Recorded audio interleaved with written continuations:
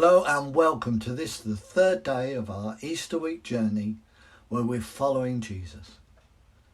On Tuesday morning, Jesus and his disciples returned to Jerusalem from Bethany, and on the way they passed the fig tree. Jesus took this opportunity to speak to his companions about the importance of faith. In Mark 11, verses 20 to 25, it says, "As they passed by in the morning, they saw the fig tree withered away to its roots. And Peter remembered and said to him, 'Rabbi, look, the fig tree that you cursed has withered.' And Jesus answered them, 'Have faith in God, truly.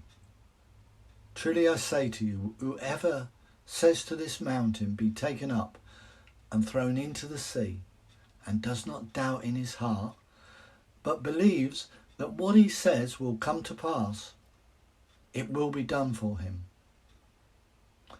Therefore, I tell you, whatever you ask in prayer, believe that you have received it, and it will be yours.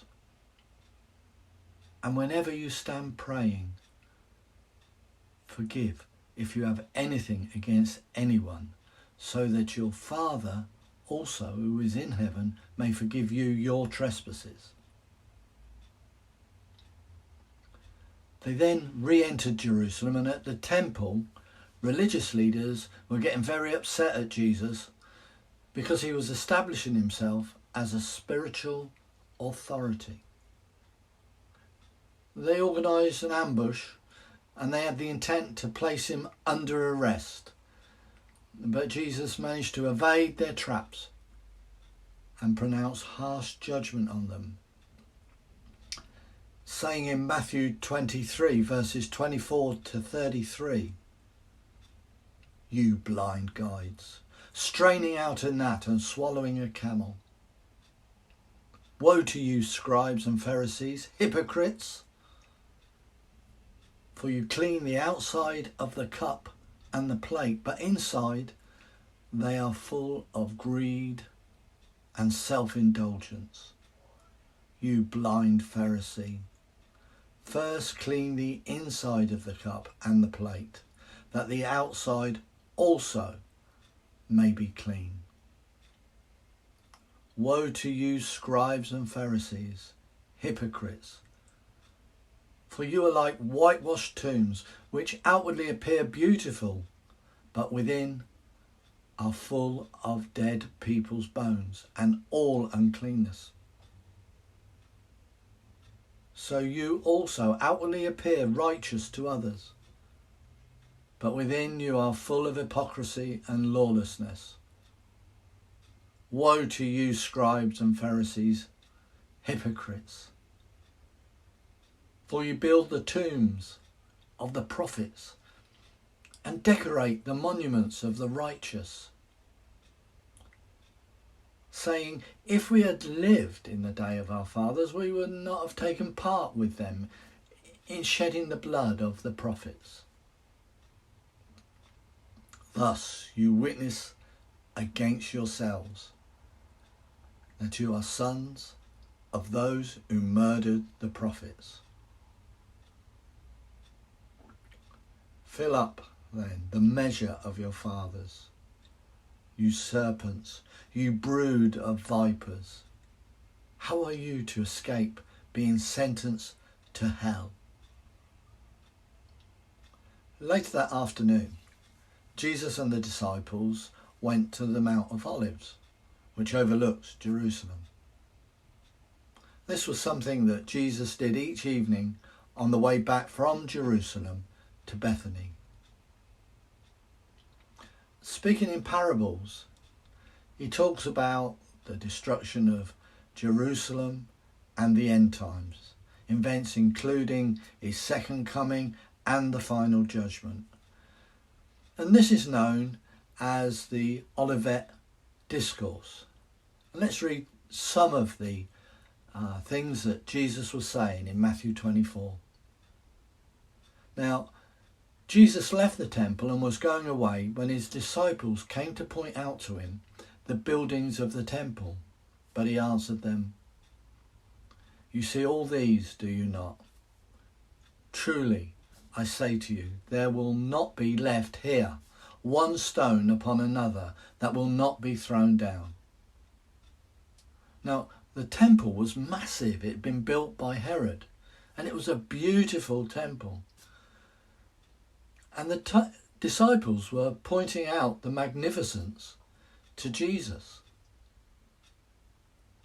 But he was right. By the year 70 AD, it would be destroyed by the Romans, completely destroyed.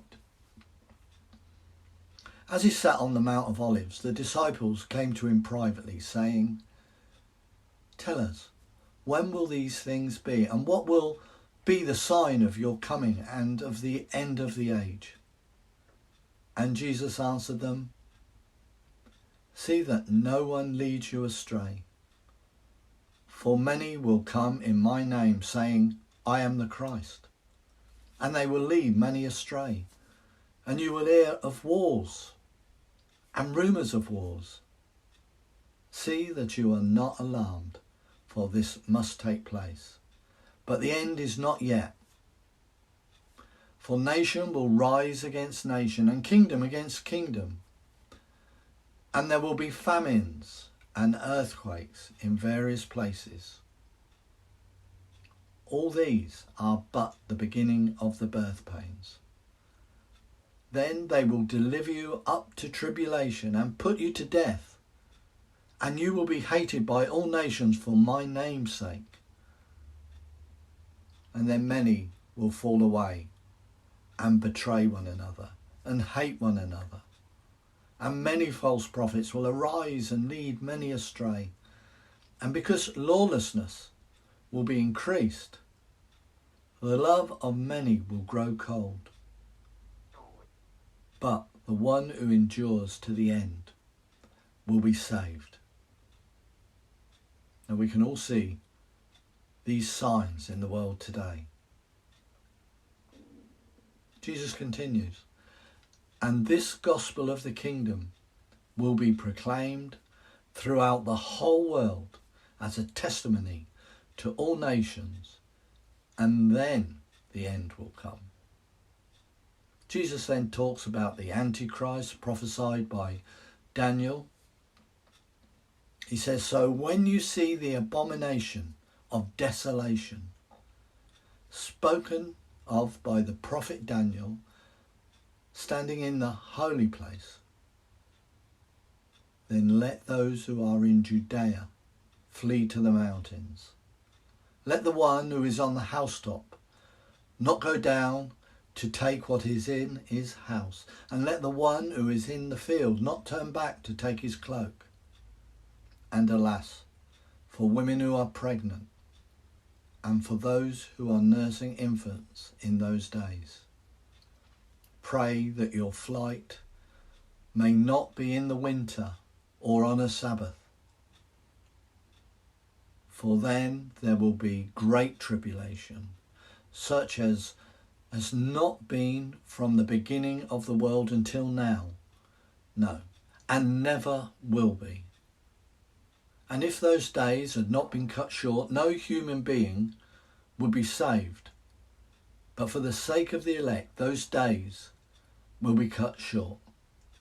And you know, this is good for you and I, because by the end of this final journey that we're making this week, we would have the opportunity to join the elect as born again believers.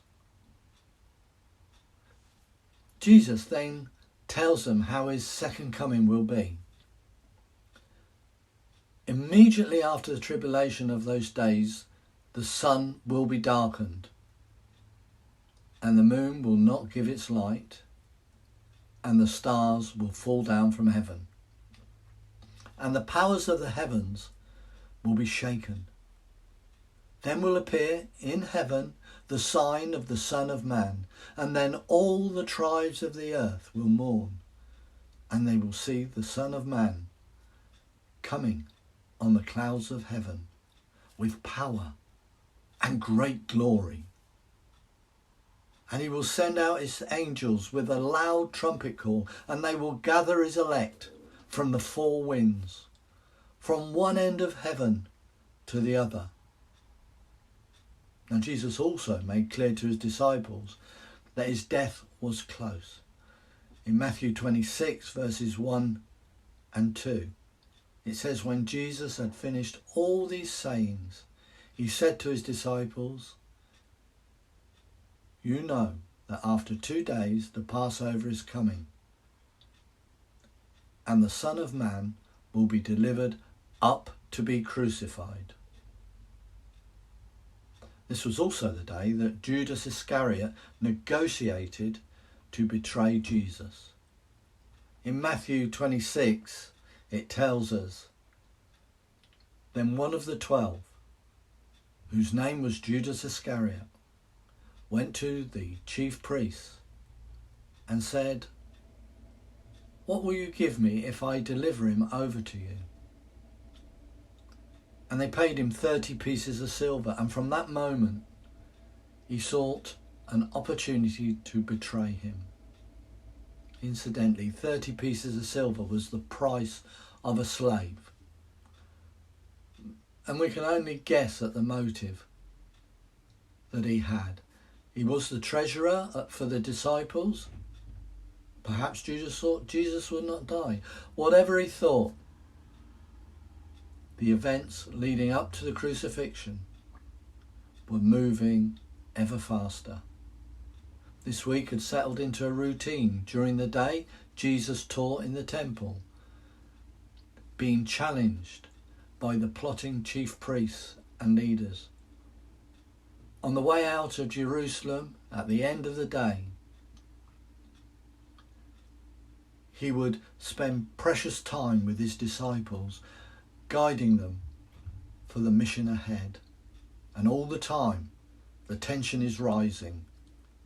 And Jesus must have been acutely aware of his approaching death.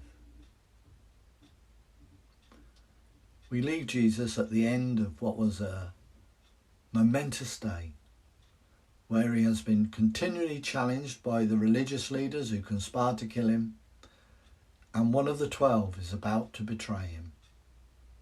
I'd like to thank you for watching this video.